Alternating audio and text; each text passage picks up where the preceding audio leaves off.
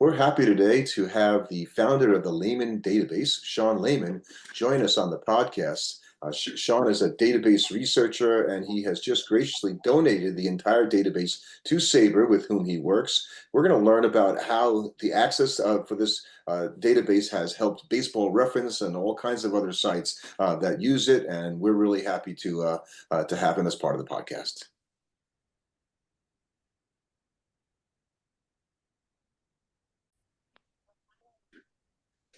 Today, we are very lucky to be joined by Sean Lahman, who has contributed a vast amount of things to baseball. Though I think what I did not realize is I was already a fan of yours before we even got onto this podcast, as I have purchased and played your game for many hours, as I'm a big fan of Out of the Park baseball. But we are very lucky to be joined by Sean Lahman today, who is in a lot of ways a forefather of baseball databases and baseball stats. And we're very lucky to have him on the program today. Welcome, Sean. Thank you. Thanks for having me.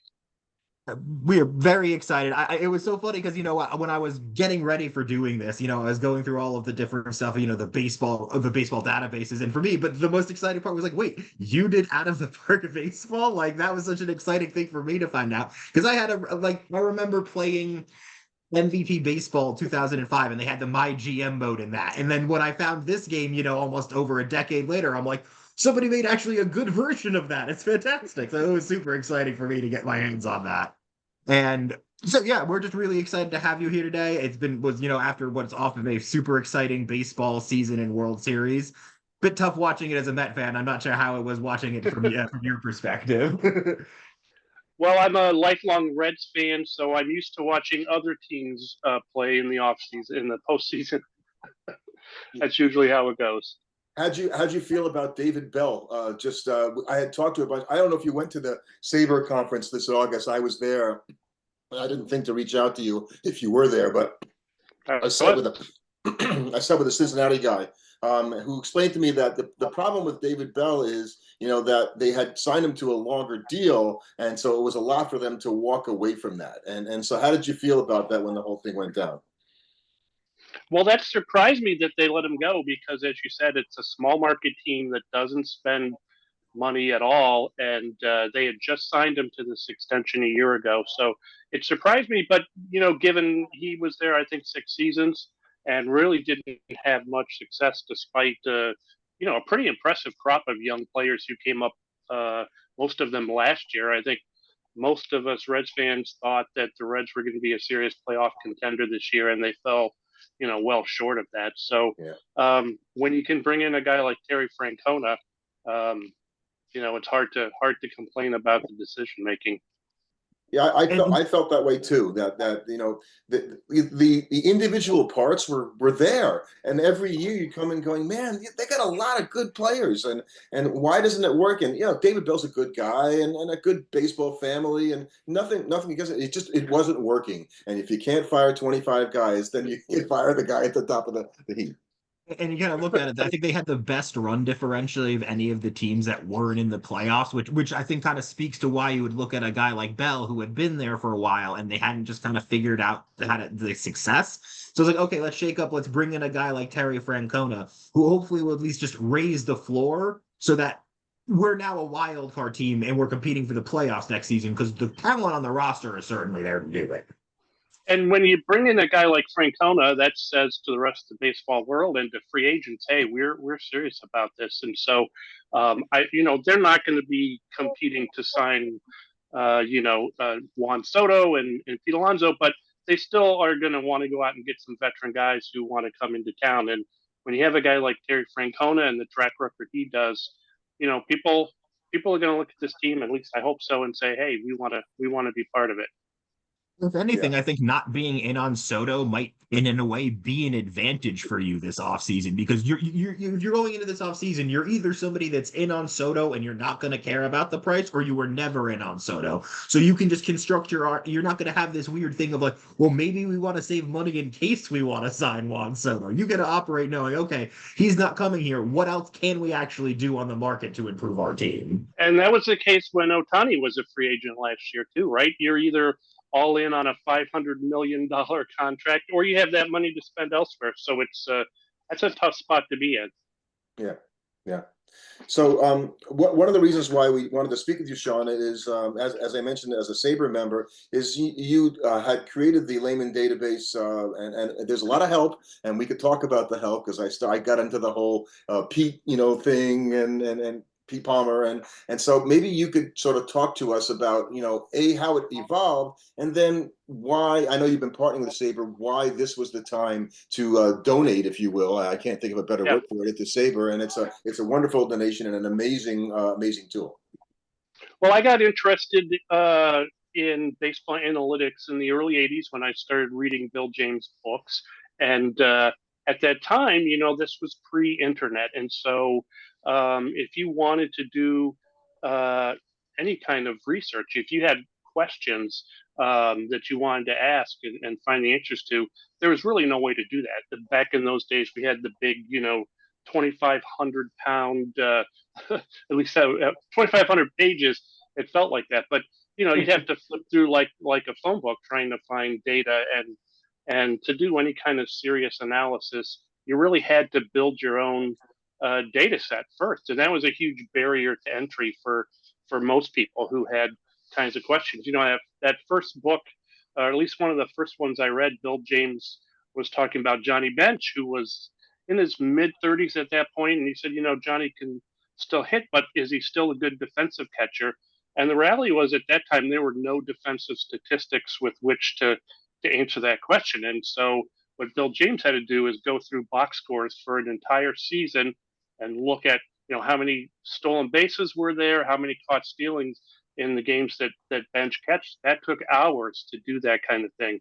And so what occurred to me in the early 90s was that there was value to sharing this raw data in electronic form, that other people, people who were smarter than me, could do more interesting things with. And by removing that kind of barrier of having to create this whole data set from scratch, that would bring more people into the fold. And I think ultimately that is what happened. So when I go and I look at the statistics in there, and Gordon and I were talking about this, it's sophisticated enough that you need a database management program in order to manipulate the data, or else you're looking at basically the same thing as a 2,500-page book of just a bunch of statistics, starting with Aaron at the top, and going all the way down. That's right. So it does, in order to work with large data sets like this, it does require some skills. Again, we're in the internet age. Everything is out there. In fact, there's videos that can show you how to work with baseball data. I've done at the SABR Analytics Conference for the last few years, done kind of an introduction to baseball databases course, and that's available on the SABR website. But you can look on YouTube or just Google, and you'll get some help in getting started. Some of the kinds of basic questions that we had 25 years ago, we take for granted now because the data is everywhere, and you can go online at Baseball Reference, for example, their StatHead tool, which is fantastic. You can do some kind of queries on the fly and say, hey, I want to know which hitters have hit the most home runs in the last 10 years, whatever it is, whatever kinds of questions you come up with, you can have the data give you those answers. So that's really where that started from. And of course, as time has gone on, we have more data available, more sophisticated data sets that are out there for people who are interested. But, the baseball database that I came up with is still a great way for people who want to get started in doing that kind of analysis. Yeah, and it's the raw data, right, that you've got in there. Because when I think about using something like StatHead, for instance, which is a souped-up baseball reference version that you pay for, whereas Baseball Reference you don't, I think that's just a sort of a more user-friendly interface to query stuff that you might want to know. But you won't find everything you're looking for in there. I found that to be the case. And you're That's working right. with their parameters, so you don't have the Right. freedom that you have using your database and doing your own queries that way. Exactly. And one of the great things that's happened over time is, my hope was, I talked about how just having the availability of the raw data was new when I put this out. You'll notice that there aren't similar data sets out there for the NFL, for other sports. That hasn't happened. But, baseball. I think a baseball community has grown up of people who are interested in collecting this data. If you look at RetroSheet, for example, RetroSheet started from the idea that we can learn more from the play-by-play data of games than we can just get from a single stat line. So if you want to start asking questions about, does it make sense to bunt with one out? What's the likelihood that runs are going to score? You need a more granular data set. And so volunteers at RetroSheet, for people who don't know, went through and collected play-by-play accounts of every game in history. I think they're pretty complete back to the 1920s at this point. It's taken a lot of time to compile that data, obviously. But we can ask more sophisticated questions because we have more complex databases. And you think about what we have now in the StatCast era, it just blows my mind, this idea that we have cameras and radar systems in stadiums that are gathering dozens and dozens, maybe even hundreds of data points on every single pitch. And of course, that data is out there. It's open. MLB makes that available through an API, or you can go to a website like Baseball Savant, which will kind of help bring some data around it. But for 150 years, the way that we gathered baseball data was to have a person sitting in the stands or in the press box with pencil and paper and keeping score of the game and transcribing that. Now we have robots that do that for us, and we have what seems like an infinite amount of data points. We see spin rates on pitches, and we see how that changes from pitch to pitch, and the exact amount of time it takes a player to get from first to third, or for an outfielder to cover a span of ground. It's just remarkable, the progress that we've seen in data collection. And when you have better data, you learn more interesting things. I think that's been the biggest evolution of the baseball broadcast is, before, you would hear the announcers talking and they would be saying, oh, wow, he looks like he's got really good stuff today. And that would probably be about the extent they could really explain it. Now they're just like, oh, yeah, on this fastball or on this curveball, he threw it with this many RPMs and it had this much horizontal break and this much vertical break, which is X% better than the league average. And you're like, the amount of information you gain from that, and when you're going back to review the data, you're really reviewing what happened in the game. You're not, we can ask these questions, and baseball seems to be so much more into that, where we can say, oh yeah, when you have when the leadoff runner gets on, he scores X% of the time in this situation from this count. No other major sport seems to really be that interested in its own advanced stats like baseball always has been. Exactly. And I think that a lot of that has to do with this community of people that's been built up over time, looking at this data and this culture that says, we want to ask these kinds of sophisticated questions, and we want to teams have finally learned that there's a competitive advantage if you know more about yourselves or know about your opponents than anybody else does. And it's been interesting to see. I've seen some articles since the World Series ended where the Dodgers said, we kind of had from our scouting reports this idea that the Yankees were kind of reckless and aggressive on the base paths, so we're going to be ready to take advantage of that. And they also knew that they were maybe a little sloppier defensively because the data showed that. And so we saw some times that the Game 5, for example, where they were aggressive and forced a couple of errors, and that was the difference in the series. Kind of makes you think, because we always talk about it with technology about how oh well, whatever you're seeing on the commercial market is 5-10 years behind what's ever behind closed doors. It might be the same thing with baseball statistics. Whatever we're looking at today, they were looking at 5-10 years ago. So who knows what kind of crazy stuff the teams are looking at and really using to make evaluations that we as fans don't even know about yet. They're like, oh, that's what you're measuring here.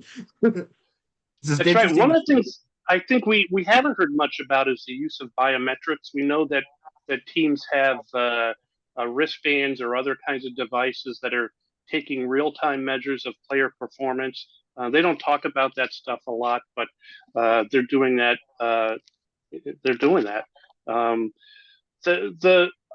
other thing that's been really interesting that they've kind of kept close to the vest is they've put a lot of money into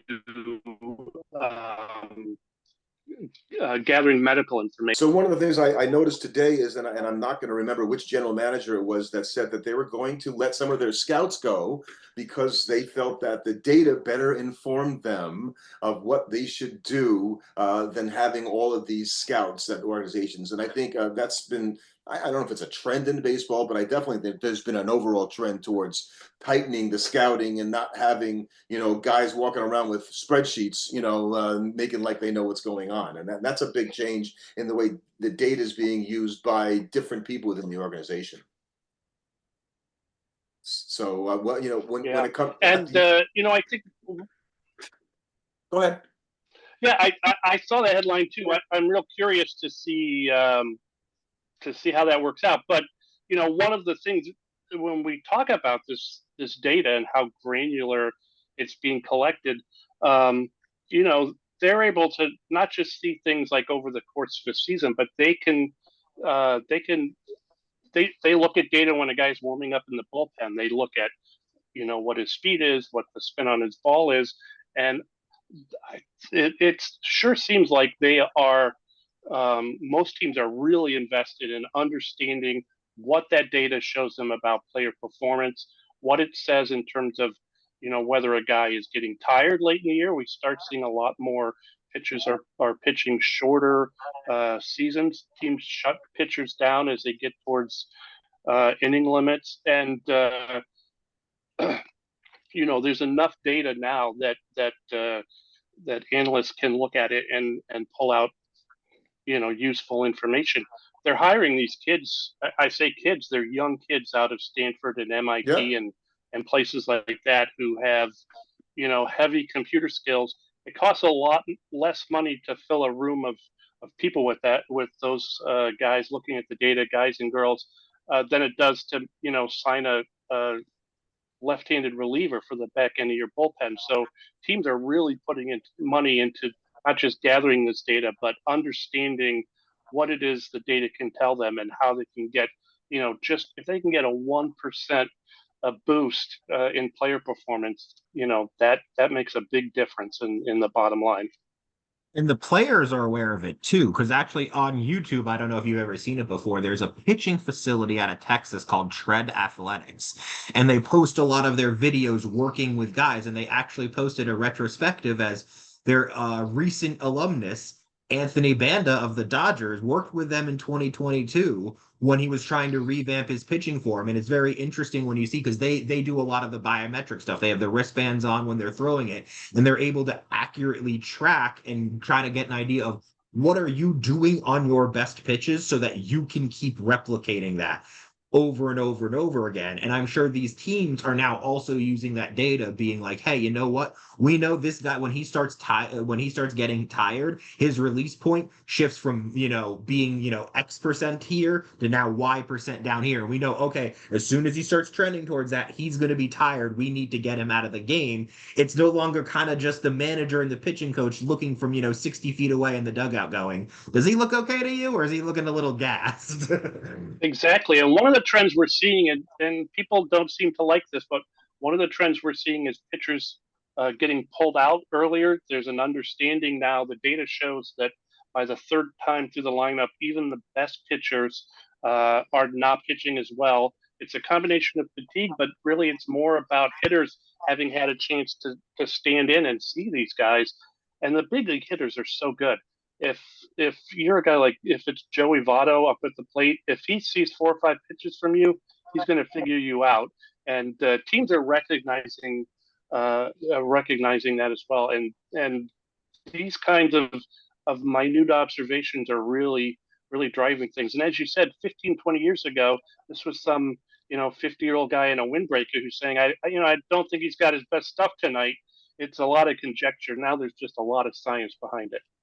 And you see that with the hitters, because we saw it constantly play out through the Mets season. I'm sure with every team, if you're watching it, that whenever a guy would go up and have an at bat and he's walking back toward the dugout, he's stopping and talking with the guy on deck about what he is seeing. And guys are now, they're picking up such insane little things that are like, oh wow, yeah, when he twitches this way when he's throwing a curveball. And the moment a team figures that out, they have your tell. You just that's how a guy like no, we could never figure out how a guy like Noah Syndergaard, who threw 100 miles an hour and threw like a 90-mile-an-hour slider, would get lit up all the time. But if the batters know No, he you're would get throwing a pulled. fastball, They would it's pretty pull easy. him. He was Yeah. tipping his pitches. Yeah, and now of course, you know, these guys, they're looking at video after the at bat. You see this a lot. They come in, they look at the iPad. They've got, you know, part of the reason why we have more scouts or more coaches in the dugouts now is because they're doing these game plans. They're doing scouting reports. They have, you know, they're not just going up there and saying, let's see what this guy has. They go up there armed with information that says these are the 3 pitches that this guy throws. He likes to throw them in this kind of sequence, you know, and it becomes a chess game, and data is always going to give you an advantage there. You know, you said something I was going to ask you about, which is perfect. You know, so one of my pet peeves are iPads in the dugout during the game. You know, that these guys can pass it around. Like, you know, I have no problem with them looking at it before, after, and all that kind of stuff. But I personally would love to see during the game going, let's just play baseball. And if you want to, you know, you can talk to the guy and all that stuff. That's what the game's about. But to think that you're going to say, oh, I can see in slow motion his release point is over here when he throws this pitch to me. I don't know. I feel like is that making the game better? And it seems like the genie's out of the bottle already. So I don't know that there's much that can be done. It's been an interesting sea change in baseball because the guys who are playing baseball now are digital natives. You know, they're guys in their mid-20s for the most part, and not only are they comfortable with this um, as a day-to-day tool, but it's something that they've used in college, even in high school sometimes. You know, they make these little machines called it's Rapsodo is the name of the company. It's an inexpensive machine. High school teams are putting it up, and then it'll get your spin rate, it'll get your speed.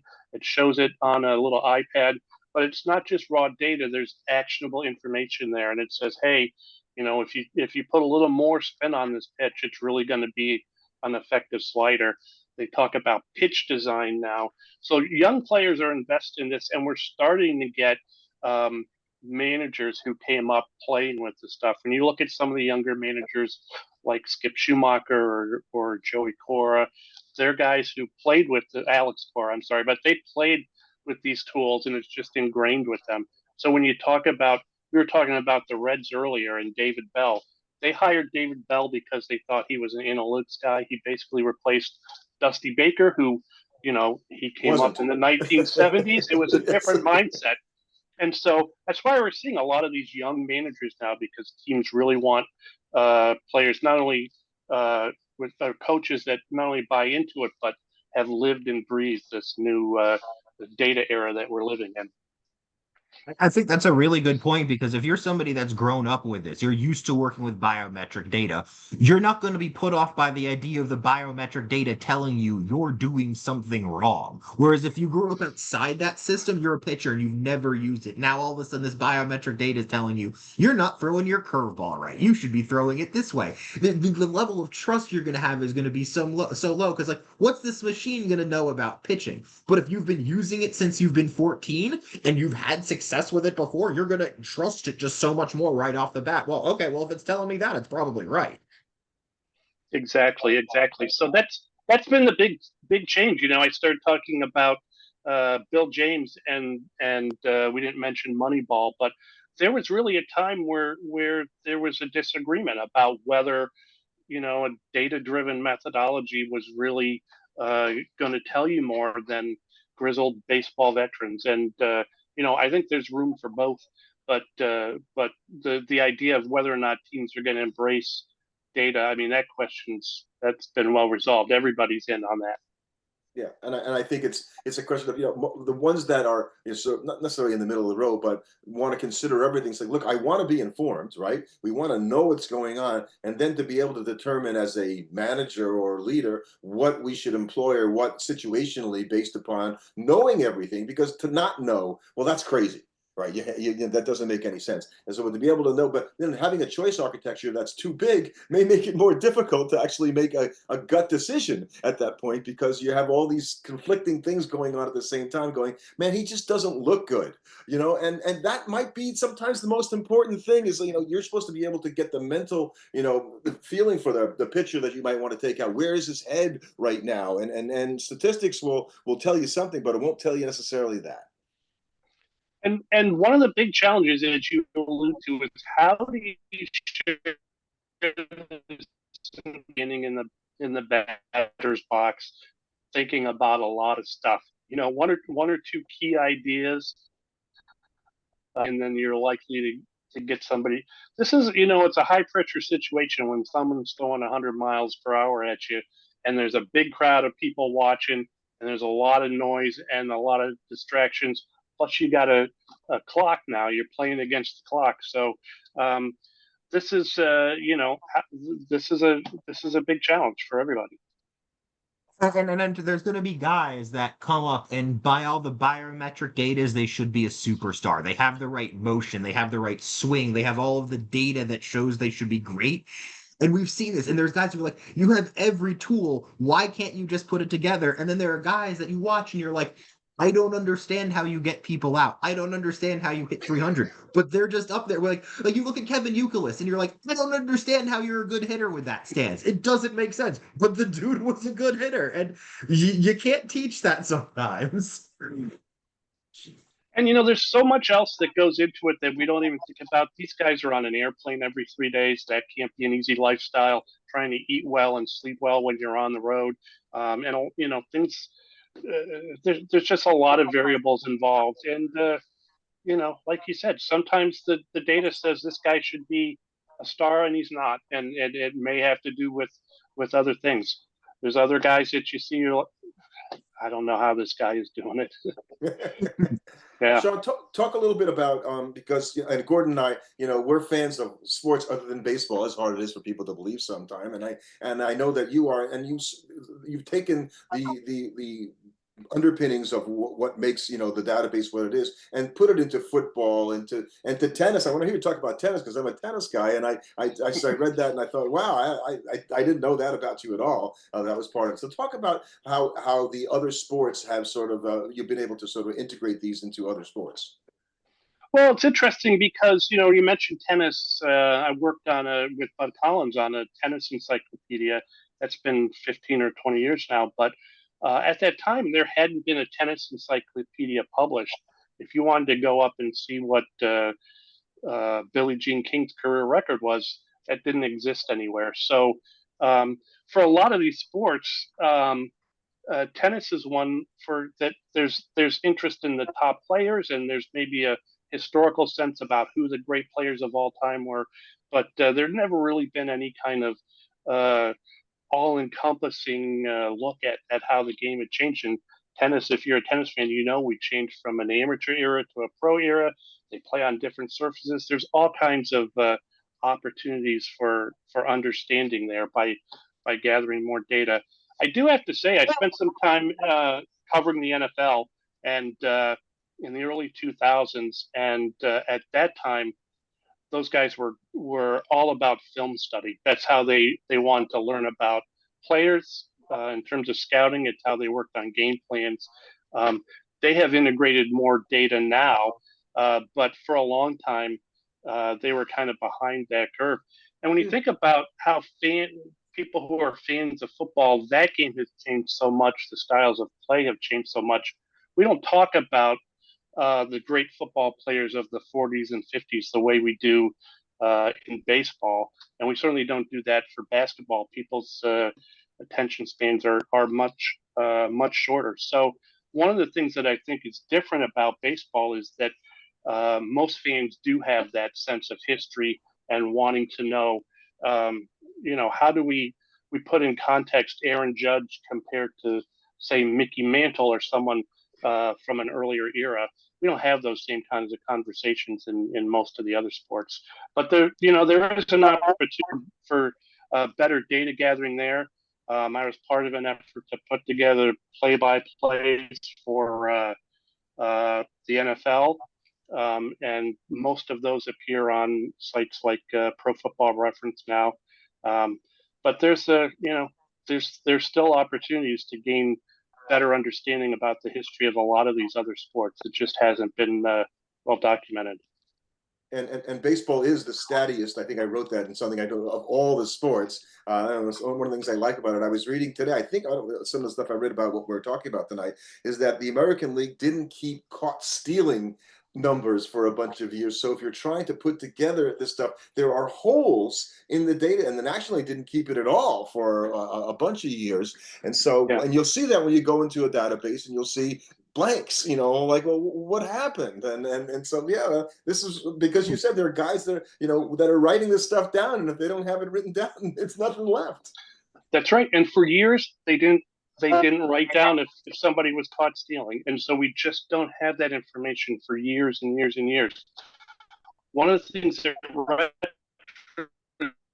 can fill in some of the gaps, but a lot of that information is just lost to history.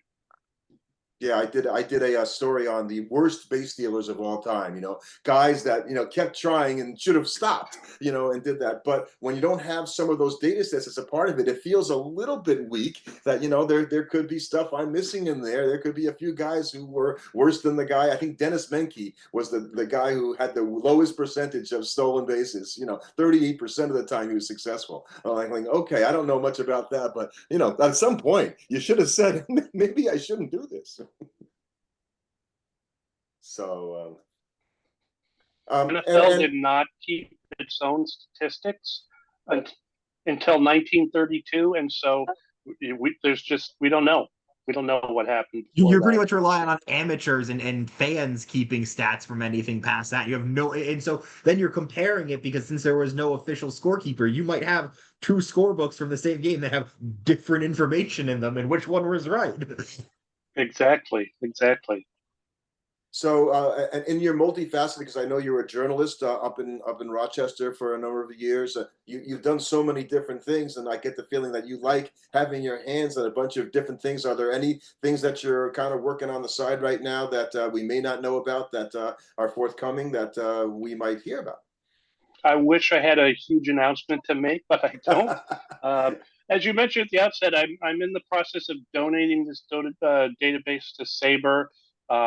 Really, I want to ensure that it'll continue to be available as a resource, a free resource for people who want to get involved. And SABR is a great organization for folks who are interested in baseball history and just finding like-minded people who are interested in baseball. And so I'm grateful for them stepping forward and offering to continue to make sure this database is available moving forward, even when I'm no longer here.